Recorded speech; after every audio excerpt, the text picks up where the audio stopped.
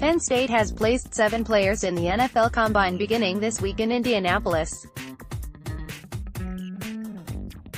4 of them are on the offensive side of the ball, a quarterback, a running back and 2 offensive linemen. Here are some questions that NFL player personnel reps will want to answer about each with the day they are scheduled to appear in parentheses. QB Trace McSorley, Saturday. Trace McSorley looks to pass against Maryland on November 24 in State College.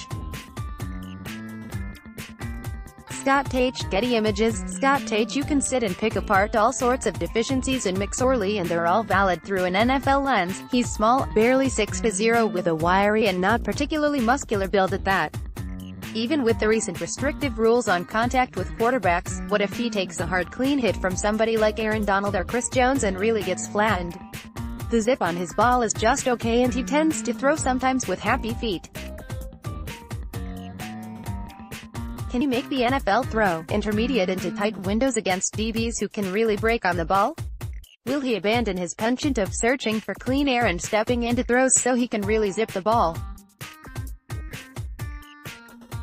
The thing is, this isn't a referendum on whether McSorley can be a star in the NFL, it's just about whether he can stick on a roster and play for a few years. And I don't think you can count him out for a couple of reasons: his resourcefulness and his potential versatility. The kid is a football player who understands clearly what all 22 men are doing out there at any one time. That makes him a potential slot receiver who can play QB in a pinch. Isn't that a useful man to hand a spot on a 53-man roster? He's bigger than Julian Edelman or Wes Welker with a similar shiftiness and has proven his toughness throughout his Penn State career. In the meantime, if he's going to be an NFL quarterback, his accuracy must improve. That means in situations where he does have enough time, his mechanics must be cleaned up and his hips have to fire at the right moment in order to get pro velocity on his ball. In scramble situations, he'll fit the nouveau template for a modern QB fine, because he's slippery, has great awareness in the pocket and is unaffected by pressure. He keeps his eyes downfield and is especially capable of firing when he steps up in a pocket with outside pressure. Here's one more thing that should make somebody take a flyer on McSorley in the late rounds: not only is his football IQ off the charts, his resolve has never been a question. The kid has worked for everything he's gotten in football and he is accustomed to finding a way to succeed like water looking for cracks. That's the sort of player who can fill out a roster. And frankly, if Matt McElwain can play 4 seasons as an NFL quarterback and make 7 starts, I think McSorley can find a home in some team's building. RB Miles Sanders, Friday. Penn State running back Miles Sanders runs against Maryland during the first quarter on November 24. Joe Hermitt at PennLive.com. Joe Hermitt: in the NFL, you'd better be able to do one of 3 things at a superior level in order to stick. 1. Burst through holes. 2. Power through contact. 3. Get open and catch the ball. I just don't see that Sanders is great at any of those and I question whether he can excel as a pro because of it. He's good at a lot of things but not great at any. And it's a real stretch to think he could be an every down back where versatility could pull him through. This was the time for him to take the jump, so he took it. But it's going to be tough for Sanders to stick and get some run in the NFL. Sanders was a really good college back, underrated in his 1 starting season. He did just about everything well. He hit holes and got southbound without dallying with east-west moves, as his predecessor Saquon Barkley often did. Sanders had very few negative runs in comparison.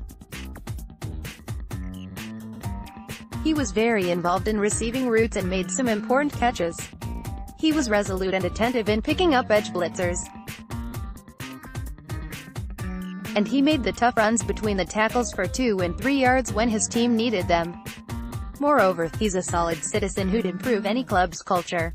But the NFL will look for one eye-popping attribute these days amid a devalued landscape for running backs. Can Sanders make him a soften? Not really. Is he a third down back who can power for 3rd and 1 conversions or in goal line situations? Not really. Is he a dangerous receiver on wheel routes or circling over the middle where he can be depended on for yards after the catch? Probably not. Centers must raise his game a level to meet any one or more of those criteria. The combine may help him in that way, or it may just confirm what scouts believe they already know about him.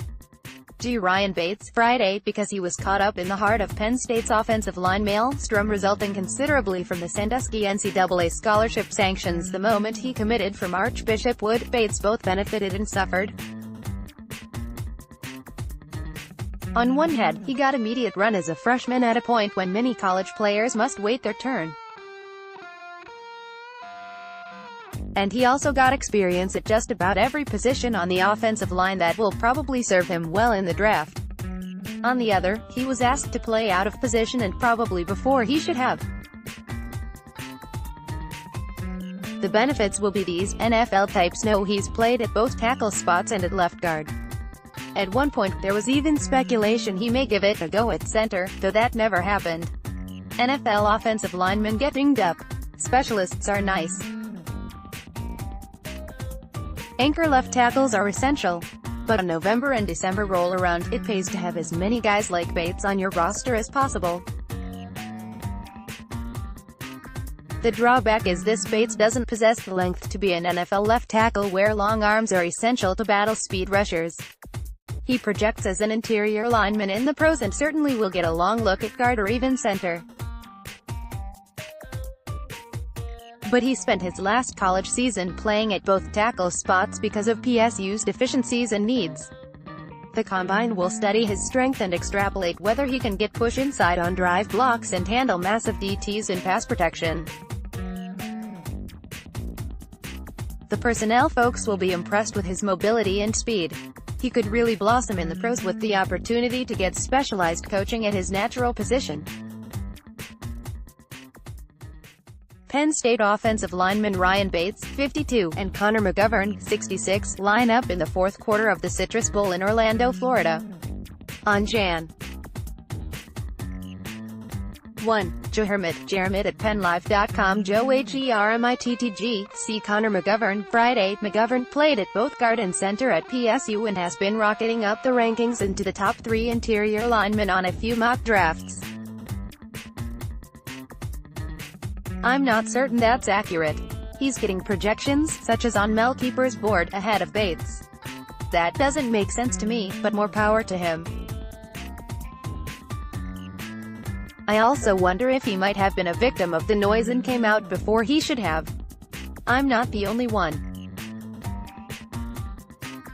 Anyway, because of the effective strength and conditioning program of Penn State's Dwight Galt, you can imagine McGovern will grade out well in the lifts, and he's certainly mobile and flexible for the shuttle stuff.